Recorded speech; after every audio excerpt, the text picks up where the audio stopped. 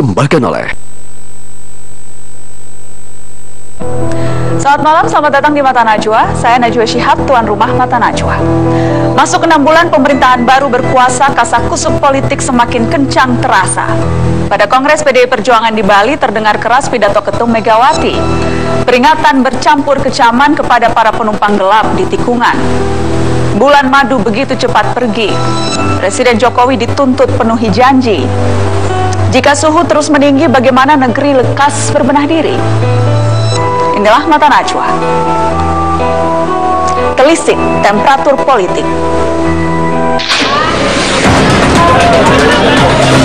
Akan menjalankan tugas dan kewajiban dengan penuh rasa tanggung jawab kepada bangsa dan negara.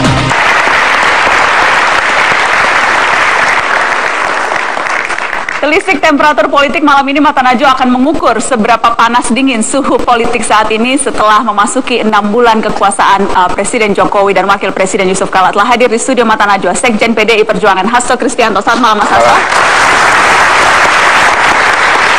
Hadir juga Ketua DPD Irman Gusman. Selamat malam Pak Irman. Wakil Ketua DPR dan juga Wakil Ketua Umum Partai Gerindra Fadli Zon. Selamat malam Bang Fadli. Pemirsa, sengaja saya pisahkan, yang di sini adalah deretan politisi dan petinggi negeri, yang di sebelah sini adalah dua analis handal. Ada peneliti politik, analis politik dari LIPI, Bang Ikrar Nusa Bakti. Selamat malam Pak Ikrar, terima kasih sudah hadir. Kemudian ada Direktur Eksekutif Poltreking Indonesia, Hanta Yuda. Selamat malam Mas Hanta. Malam. Mengukur suhu politik yang jelas, belum seminggu ini suhu politik tampaknya agak sedikit panas dingin karena ketumnya Mas Hasto Kristianto pidato politik di Bali. Yang paling menonjol ketika itu pidato politiknya adalah sinyalemen soal petugas partai. Untuk mengingatkan Anda, kita dengar lagi sekali lagi pidato politik Megawati di Bali beberapa waktu yang lalu. Pekerjaan rumah yang lainnya adalah bagaimana mengatur mekanisme kerja antara pemerintah dan partai politik pengusungnya.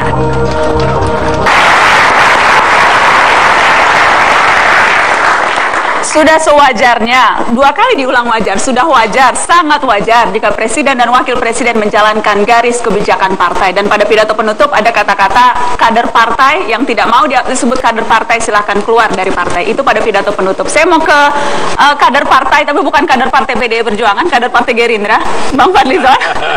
Presiden Anda Presiden Jokowi kan? Presiden Republik Indonesia ya. Presiden Jokowi.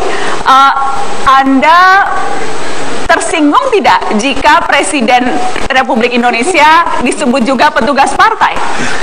Ya, ini pertanyaannya agak provokatif ya. Tapi perlu untuk memancing. Pertama, menurut saya kalau presiden itu pasti bukan petugas partai ya. Pasti bukan. Ya, presiden adalah kepala negara, kepala pemerintahan, dia adalah pemimpin rakyat, dia mandataris rakyat gitu ya. Jadi saya kira sudah banyak dan dikutip ribuan kali mungkin ada pepatah yang mengatakan my loyalty to my party ends when my loyalty to my country begins. Jadi kesetiaan loyalitas kepada partai berhenti ketika kesetiaan pada negara dimulai. Jadi ini yang lebih dekat kepada bahwa presiden itu akhirnya harus menjadi milik semua. Ketika presiden dikatakan sebagai petugas partai, ini sangat membahayakan sistem presidensial kita. Tapi kalau tadi sangat wajar kalau menjalankan garis kebijakan partai, kan parpol pengusungnya PDI Perjuangan. Ya, artinya visi misi ya, dan juga kalau dulu kan memang ada GBHN ya. Saya kira itu juga wajar kalau misalnya itu sejalan dengan kepentingan rakyat, kepentingan masyarakat. Namun masalah mungkin ini juga masalah diksi, masalah istilah ya. Karena kemudian didefinisikan juga gitu. Tetapi pilihan istilah terhadap petugas ini saya kira merendahkan sendiri jabatan dari presiden itu. Jadi seharusnya menurut saya kalau kader itu masih bagus gitu ya. Tapi kalau petugas itu seperti orang yang tidak punya otak kemudian disuruh kamu laksanakan ini gitu. Tapi kalau kader itu lain, di dalamnya itu sudah inherent, embedded ya, bahwa dia ini memang juga seorang orang yang menjalankan satu mission. Oke, jadi kembali ke pertanyaan yang tadi Anda sebut provokatif. Anda tersinggung atau tidak? Saya tidak tersinggung. Oh, berarti tidak apa-apa dong kalau tidak tersinggung. Bukan, cuman saya cukup kecewa saja. Kenapa kok kemudian presiden kita ini yang dipilih juga oleh rakyat hanya menjadi petugas partai. Gitu ya. Ini yang saya kira perlu kita luruskan demi kepentingan, ya kan namanya koreksi juga boleh gitu ya. Pak Irman Gusman, kalau senator itu tidak dipilih oleh partai, independen, one man one vote. Sama lah dengan presiden dipilih langsung. Jadi Anda juga tidak setuju kalau presiden sebatas direduksi menjadi petugas partai? Enggak, saya melihat jauh daripada itu. Artinya begini, memang betul yang sampaikan tadi bahwa presiden kita sekarang berdasarkan konstitusi melalui partai politik, ya. Dan presiden selama ini yang maju untuk presiden itu kan biasanya kan ketua umum. Nah, Ibu Mega ini bagaimanapun dalam hatinya kan belum pernah dipilih secara langsung oleh rakyat. Waktu itu hanya dipilih melalui transisi saja. Jadi kebesaran hati Ibu Megawati untuk memberikan mandat kepada Jokowi dulu itu menurut saya suatu hal yang luar biasa dan diapresiasi. Nah, apa namanya? Yang kerap juga diulang. Ya, ya katakanlah dalam pidato juga disebut memberikan mandat. Ya, jadi maksud saya ini juga sebuah perlu kita beri apresiasi. Tapi setelah kemudian terpilih, ya, kemudian bagaimana relasi hubungan antara partai pengusung dengan presiden yang terpilih ini, menurut saya di sini kan yang diperlukan komunikasi. Jadi menurut saya petugas partai itu kan lebih daripada penekanan supaya presiden yang terpilih itu ingat loh, ya, saya berkorban untuk Anda, ya, dan Jokowi sebagai bukan orang elit partai diberikan kesempatan itu, menurut saya juga waktu itu juga ikut dalam konvensi partai Demokrat. Jadi wajar, menurut Anda wajar jika ada keinginan bahwa presiden seharusnya menjalankan garis kebijakan partai? Nah, tentu garis kebijakan partai tentu harus selaras dengan visi misi presiden waktu mencalonkan dari presiden. Baik. Kan dia punya visi dan misi sendiri. Nah, sepanjang itu selaras dan memang untuk kepentingan masyarakat, katakanlah trisaktinya Bung Karno, kemudian kembali konstitusi dan itu diterjemahkan dengan nawacita, sepanjang itu embodied tadi, ya menurut saya tidak ada masalah. Tidak ada masalah. Jadi ini hanya masalah komunikasi, barangkali ini yang perlu diperbaiki ke depan. Saya mau bertanya kepada yang membuat pidato. Yang membuat pidato betul kan, saya mau konfirmasi dulu. Mas Hasto Kristianto, apakah Anda yang membantu Bu Mega untuk membuat pidato itu? Dalam prinsipnya pidato itu memuat garis-garis kebijakan politik partai yang disampaikan oleh Ibu Megawati Soekarno Putri, sehingga beliaulah yang dalam konteks ini menentukan suatu arah.